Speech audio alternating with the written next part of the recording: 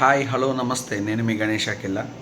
Here is my non spoiler review of the film Arjun son of Vyjayanthi.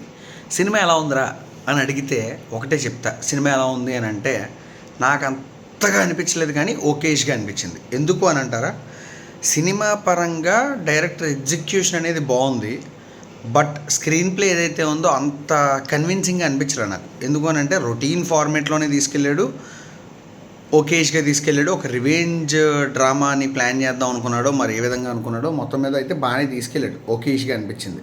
And performances పరానికి వస్తే కళ్యాణ్ రామ్ గారు కానీ విజయశాంతి గారు కానీ వాళ్ళ రోల్స్లో చాలా బాగా చేశారు. మెయిన్లీ విజయశాంతి గారు ఆ రోల్కి పీక్స్ అసలు బాగా చేశారు నన్ను అడిగితే.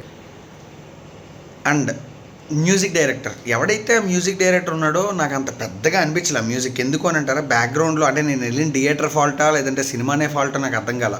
ఎందుకనంటే బ్యాక్గ్రౌండ్లో బాగా నొస కింద దర్రన్ డబ్ డబ్ డబ్ డబ్ డబ్ డబ్ అని రీసౌండ్ల కింద ఉంది, చాలా రీసౌండ్స్ అనిపించింది. ఎందుకు అని అంటే ఏమో నా దగ్గర రీజన్ లేదు. అండ్ కామెడీ ఏమనిపించలా, హీరోయిన్ క్యారెక్టర్ ఓకేష్ అనిపించింది. సినిమాలో కామెడీ లేదు. ఫస్ట్ స్టార్టింగ్ ఎపిసోడ్ నుంచి ఎండింగ్ ఎపిసోడ్ దాకా ఫైట్స్ కంటిన్యూస్గా అవుతూనే ఉన్నాయి. చీదిని అమ్మ జీవితం అనే ఫీలింగ్ వచ్చింది ఫైట్స్ దగ్గర, ఎందుకంటే కంటిన్యూస్ కొడుతూనే ఉన్నాయి. అండ్ ఇంటర్వెల్ సీక్వెన్స్ ఒకటి బాగుంది. అండ్ క్లైమాక్స్, మెయిన్లీ మనం క్లైమాక్స్ గురించి జస్ట్ వన్ పాయింట్లో చెప్పాలి అని అంటే, అఫ్కోర్స్ మనం ఏది రివీల్ చేయదలుచుకోలేదు, చాలా డిఫరెంట్గా ట్రై చేశారు. అది వర్కౌట్ అయ్యిందా అని అంటే కొంతమంది ఎక్స్పెక్ట్ చేయొచ్చు, కొంతమంది ఎక్స్పెక్ట్ చేయకపోవచ్చు. సొంత బ్యానర్ కాబట్టి ఐ థింక్ చాలామంది ఎక్స్పెక్ట్ చేయొచ్చు. క్లైమాక్స్ కొంచెం డిఫరెంట్గా ట్రై చేశారు.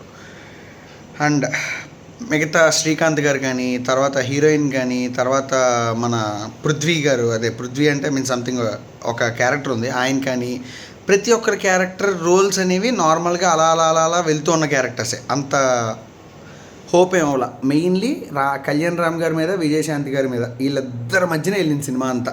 అండ్ వీళ్ళిద్దరు ఎమోషన్ అనేది బాగా వర్కౌట్ అయింది, నా పరంగా బాగానే క్లిక్ అయింది. అండ్ డైరెక్షన్ ఎగ్జిక్యూషన్ పరంగా బాగానే ఉంది, కానీ స్క్రీన్ ప్లే దగ్గర కొంచెం రొటీన్ చేసాడు అనే ఫీలింగ్ వచ్చింది. అపార్ట్ ఫ్రమ్ దట్ మిగతాదంతా బాగానే ఉంది. ఓకే, థియేటర్కి వెళ్ళి చూడొచ్చా అంటారా, ఫ్యామిలీతో వెళ్ళి చూడొచ్చు, బట్ మేము కొత్తదనం ఎక్స్పెక్ట్ చేస్తా ఉన్నోడికి ఈ సినిమా అయితే నచ్చదు. సో థియేటర్కి వెళ్ళాల్సిన పని లేదు, మాకు రెగ్యులర్ ఫార్మేట్లో ఉన్న యాక్షన్ ఉంటే చాలు అనుకున్నాడు, థియేటర్కి వెళ్ళిపోండి, నచ్చుతుంది. Thank you so much, signing off. నేను మీ గణేష్ అఖిల, బాయ్.